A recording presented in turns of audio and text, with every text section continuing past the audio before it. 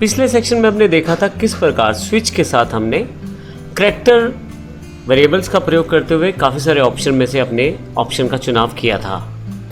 यहाँ पे इस सेक्शन में हम बात करेंगे स्विच स्टेटमेंट के साथ नंबर्स की। आप चाहें तो कोई वेरिएबल आप नंबर वाला भी इसमें पास कर सकते हैं, उसके अकॉर्डिंग ही आप यहाँ पे जो सीरीज़ है वर्कआउट कर सकते हैं केसेस की, और उसके अकॉर्डिंग ही केसेस का सिलेक्शन किया जाता है।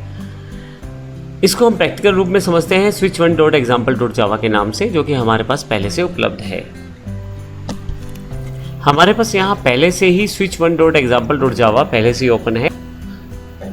ये बिल्कुल एग्जाम्पल पिछले वाले एग्जाम्पल को ही फॉलो कर रहा है। सबसे पहले हमने switch1example.java के नाम से एक फाइल बनाई, फिर उसमें हमने एक void मेन मेथड जो है वो लिया है, और उसके अंतर्गत हमने, यदि आप एक प्रेस करें तो विड्रॉल का ऑप्शन आपके पास आ जाए, 2 प्रेस करें तो डिपॉजिट, 3 पे मिनी स्टेटमेंट और 4 पे बैलेंस। अब की बार हमने करैक्टर्स के बजाय नंबर्स का प्रयोग किया है। तो यहाँ पे हमने इंटीजर्स चूज़ लिया है जिसमें हमने एक वैल्यू असाइन की है, यानी कि मैं पहला ऑप्शन एग्जीक्यूट करना चाहता हूँ। स्विच में उस चूज़ वेरिएबल को पास किया गया है। यदि ये केस पहले से बैच हो जाता है तो फिर आपके पास ये वाला स्टेटमेंट एग्जीक्यूट हो जाएगा। इसी तरह से आप दूसरे नंबर डालने पे दूसरा केस, यहाँ पे ब्रेक अवेलेबल नहीं है तो यहाँ पे मैं ब्रेक पहले से इंसर्ट कर देता हूँ ताकि आउटपुट सही आए। और इसके पश्चात फोर्थ केस, फाइनली अगर इनमें से कोई भी केस ना हो तो आपके पास डिफ़ॉल्ट केस एग्जीक्यूट हो जाएगा। इसको प्रैक्टिकली करके हम लोग रन करके देखते हैं। मैं ओके कर देता हूँ। तो यहाँ पे क्योंकि आपने फर्स्ट ऑप्शन दिया था तो विड्रॉ अमाउंट का केस आ गया है। मैं यहाँ पे 1 की जगह 3 कर देता हूँ और एग्जीक्यूट करता हूँ। अब की बार गेट मिनी स्टेटमेंट, क्योंकि थर्ड में ही मिनी स्टेटमेंट का ऑप्शन अवेलेबल है। लेकिन मान लीजिए मैं इनमें से कोई भी ऑप्शन नहीं देता, मैं 5 कर देता हूँ, तो इस केस में क्या होगा?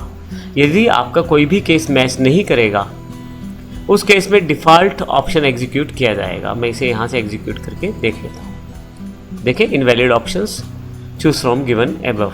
तो इस तरह से आप आसानी से नंबर्स के साथ भी अपने स्विच स्टेटमेंट को प्रयोग कर सकते हैं। डिपेंड करता है आपकी प्रोग्रामिंग रिक्वायरमेंट पे। अगर आपको लगता है कि कुछ प्रोग्राम्स में करैक्टर की ज़रूरत है तो आप करैक्टर्स का इस्तेमाल करें। आप यदि लगता है नंबर्स की ज़रूरत है तो नंबर्स का इस्तेमाल करें। स्विच उसी तरह से कार्य करने वाला है।